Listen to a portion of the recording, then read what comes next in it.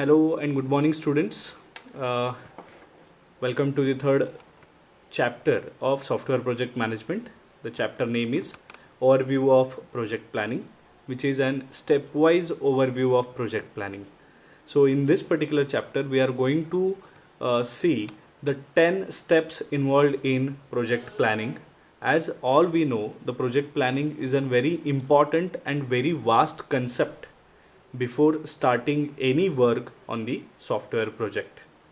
So basically a project plan varies as per the size of the project. तो definitely size of the project अगर बहुत बड़ा होगा या छोटा होगा तो definitely it depends upon the size of the project, तो प्लान भी अकॉर्डिंगली बड़ा या लेंदी हो सकता है या छोटा शॉर्ट हो सकता है. The project management plan is not one big grand plan but a collection of plans detailing different conditions, different scenarios and different actions. That means किसी भी प्रोजेक्ट प्लान में कोई भी दो डिफरेंट प्रोजेक्ट के जो भी प्लानिंग्स होते हैं उनके जो एक्टिविटीज़ है, उसके जो कंडीशंस है, सिचुएशंस है या उनके अंदर होने वाले जो सिनेरियोज है वो सेम नहीं होते. Definitely it is going to be different every time as the subject of your project changes. So therefore, for every project we need to do the plannings. Understood? Fine. Now, how exactly, what is the meaning of stepwise project planning? Definitely there are some steps or there are some phases that we need to follow similarly as we are following at the time of development in SDLC.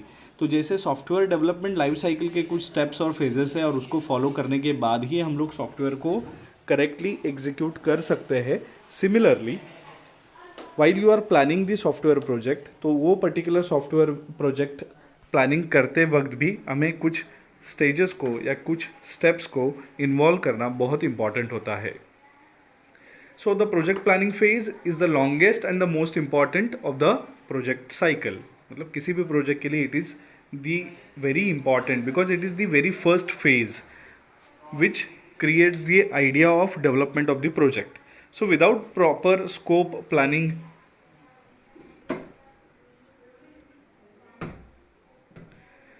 we cannot develop a project. So project has जैसे कि जिस project को किसी भी तरह का plan या किसी भी तरह का शेड्यूलिंग अगर हम लोग नहीं कर पाए तो डेफिनेटली वो पर्टिकुलर प्रोजेक्ट सक्सेसफुल प्रोजेक्ट में कन्वर्ट नहीं हो सकता.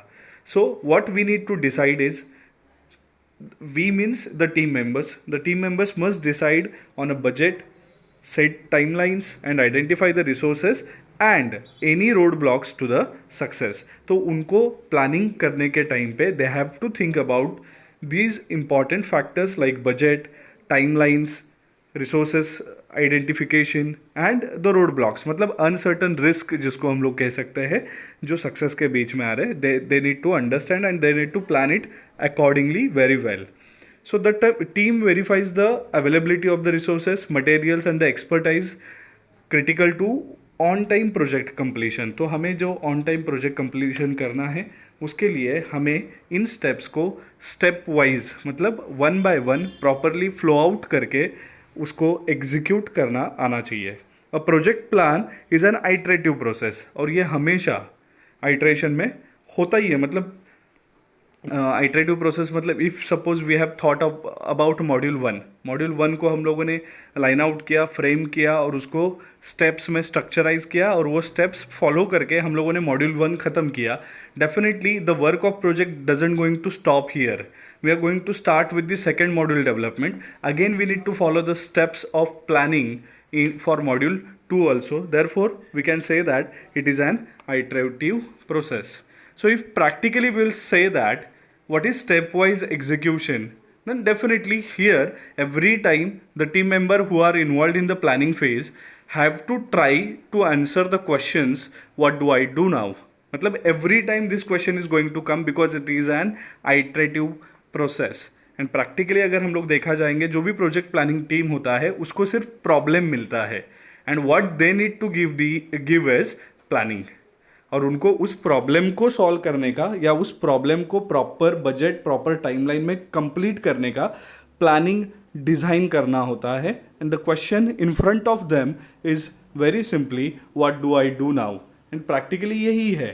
So after getting the problem, what that particular project planning team is doing, they are trying to get the scalability of the project. That means whatever plan they are developing, definitely it will depend upon the project size, whether the project is small or project is large. Depending on that number of resources, depending on the budget, depending upon depending on that, they will discuss about the time, and accordingly they will plan the whole project. Understood? So project planning is like excelled of so many things, because project planning is the first phase of software development life cycle. If your plan is unsuccessful, definitely execution is not going to be not going to held according to your plannings, क्योंकि वो desired outputs हमें नहीं देगा. तो therefore the very importantly what we need to understand is we need to make a project plan, and we need to execute that project plan step wise. So all the steps of this particular projects we need to execute one by one to complete our project as a successful software project. So अभी step wise का मतलब क्या है? So there are as I said, there are 10 steps that we need to follow while you are developing a software project plan. The first stage or first step that you can easily see in the diagram or in the chart, the first step is referred as the zero step, where the selection of project is the first task. See, selection of the project ये pre planning phase में आता है. It is not coming in the planning phase. इसके लिए इसको zero phase बोला. It is an initial point. Once you have selected the project for your development or for your problem, उसके बाद जो start होता है that is called as project planning. So once we have selected the project selection के बाद there is the first step which starts with the planning of the project, in which we need to identify the project objectives. तो पहले phase में पहले step कौन सा है? The first step is identify the project objective. जो भी project select किया है उस सिलेक्टेड प्रोजेक्ट के मेजर ऑब्जेक्टिव्स क्या है, उससे हमारा ऑर्गेनाइजेशन एग्जैक्टली क्या ऑब्टेन करना चाह रहा है, that objectives we need to frame. So first step in step wise execution of the project plan is identify the project objectives. The second phase or second step is identify the project infrastructure. So it is all about the infrastructure. Key infrastructure matlab it involves everything. Okay, identify the project infrastructure. The third step is analyze project characteristics. Project के जो characteristics है उसको analyze करना. This is again in the planning very important. Because if you are not understanding the characteristics of project, you cannot give the dimensions to your project, right? So analysis of project characteristics again very important. The fourth one is identify the products and activities. Identify the products and activities that we are going to perform in our project. जो भी activities हम लोग करने वाले हैं उनको identify करो, उनको list करो और accordingly उनको perform करो. The fifth stage is or fifth step is estimate effort for activity. This is called as a resource evaluation. Number of hours, number of days, number of months that are required to perform the activities, और कितने दिनों में कौन सा activity को हमें complete करना है. For that we need to set the deadlines or timelines, and accordingly on the basis like we need to estimate all the activities involved in the software project. After that, identify the activity risks. Once you have identified the activities and once you have set the activities, definitely you have to go for the analysis of risks that you are going to get in your activities, because these risks are or can make your planning failure, because risk is always uncertain. और उसके लिए हमें उन risk को well in advance at the time of activity setting identify करना बहुत important है. Execution के बाद उसके अंदर होने वाले रिस्क या उसके अंदर होने वाले प्रॉब्लम्स अगर मुझे पता चलते हैं तो it is of no use, because it is a waste of time. Because मैंने पहले एग्जीक्यूट किया और उसके बाद मुझे पता चल रहा है कि उसमें एरर्स है या उसमें रिस्क है. तो it is very important to identify this risk in project planning itself. Okay, they are not like 100% होने ही वाला है. They are always uncertain, but we should have like little scope for risk as well. We need to consider that कि इसमें risk भी हो सकता है, and accordingly we need to plan our project, software project. The seventh one is allocate resources. Definitely. Now I have made hundreds of activities in my software project, और ये जो hundreds of activities है, इन activities को resources allocate करना ये भी planning में ही decide होता है कि कौन से एक्टिविटी के लिए कौन से रिसोर्सेस रिस्पॉन्सिबल हो गए. Might be it is human resources और might be it is any kind of physical resources. So required hardware, required software, required experts, required employ, number of employees, जो भी है वो रिसोर्सेस अलोकेट प्लानिंग में ही किए जाते हैं और लिखा जाता है. Fine. The eighth one is review और publicise the plan. Definitely what I did it now, first एकदम ज़ीरोथ स्टेप जो था उसमें मैंने क्या किया, आई आइडेंटिफाई द प्रोजेक्ट. मतलब मैंने एक प्रोजेक्ट सिलेक्ट किया कि मुझे कौन से प्रोजेक्ट के लिए प्लानिंग करना है. तो I got the details of the project. So the first step I performed as a planning for the project is identify the project objectives, कि उस प्रोजेक्ट से क्या ऑब्टेन करना है एज एन अल्टीमेट गोल और objective that I need to identify as a planner of the project. तो identify the project objectives. Second what I will do is कि इस प्रोजेक्ट को कौन से इंफ्रास्ट्रक्चर का, कौन से फ्रेमवर्क का यूज करके डेवलप करना है. right? So what framework or frame structure I am going to use or infrastructure I am going to use, that I need to identify, and accordingly I need to follow the next steps, that is number 3. अगर if I am doing it using some methods like agile method, definitely agile method के खुद के कुछ characteristics है, definitely that characters will be applied on your software topic or software project जो भी आपने select किया है उसके ऊपर अप्लाई होता है. तो what we need to do is we need to analyse the project characteristics. Fourth, we need to identify the products and activities.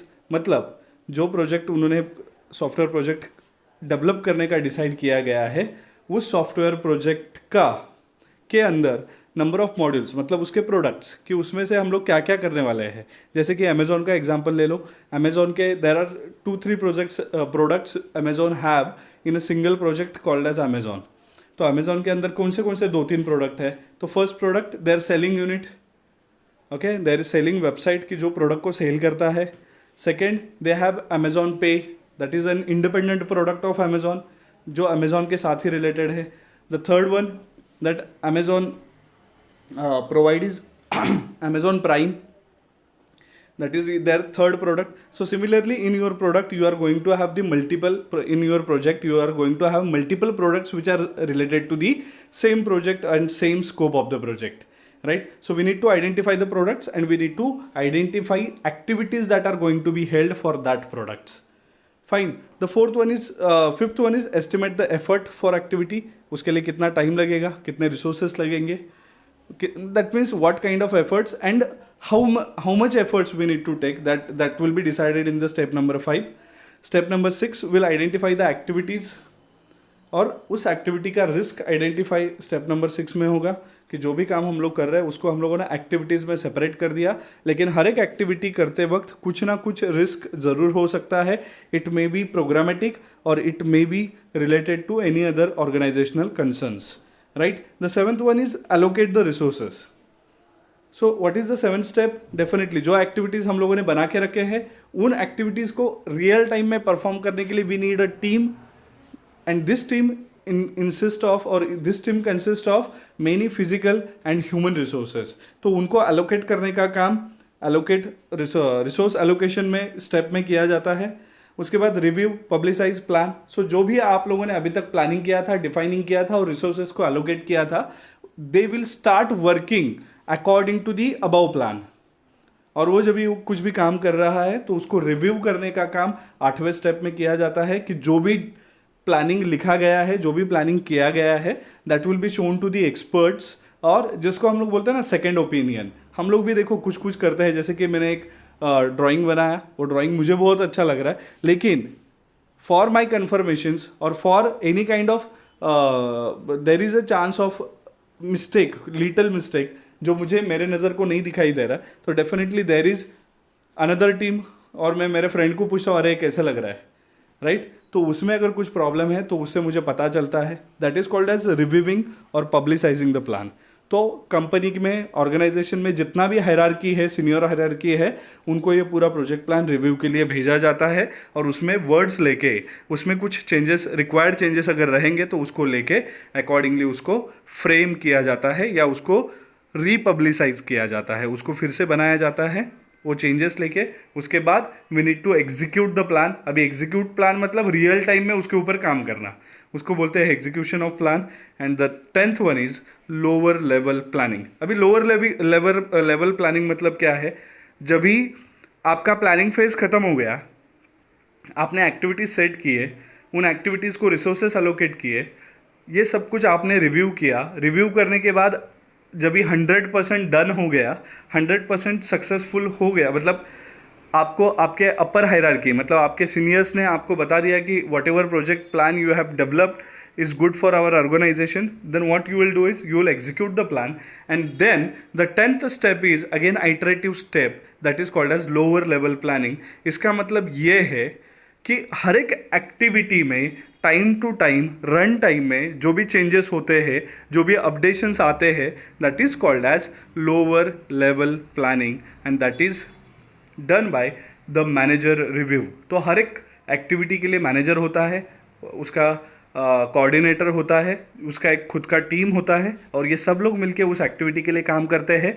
Daily basis पे उन एक्टिविटीज़ पे रिव्यूज़ होते हैं, मीटिंग्स होता है, और वो एक्टिविटी दिए गए टाइमिंग में ख़त्म करना होता है. तो ये this is called as lower level planning. तो मतलब टीम वाइज प्लानिंग, कि जब भी एक्चुअल में ये स्टार्ट होगा डेवलपमेंट तो कैसे होगा, तो उसी को कहा जाता है lower level planning. So this is how step wise execution of planning और overall planning of software project is done. So these 10 steps are very much important for any of the software project planning. Fine. So the next part of this chapter we'll see in the next lecture. Till then, everyone stay home, stay safe. Thank you.